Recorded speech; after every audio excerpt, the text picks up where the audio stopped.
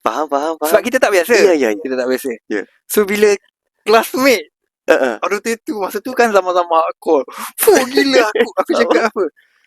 Fuh ni macam hardcore band. Faham. Tapi dia tak pun. Dia tahu dia bila dengar aku tak dengar lagu macam ni belum. Macam aku ingat kan dia ni memang. Tapi lagi satu sing music kat sana gila. Agaklah.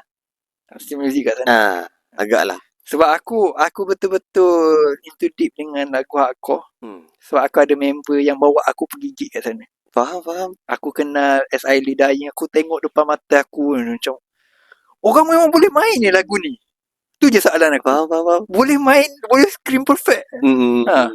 Tapi aku rasa kalau benda ni dia punya macam mana culture music dia hype lah. Betul. Hype.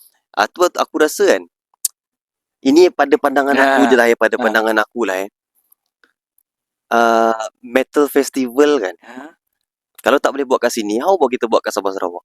Jadi tapi sekarang dekat Kuching pun banyak itu jazz festival and everything kan. Tapi yang macam Hammersonic tu. Tahu tak? So dia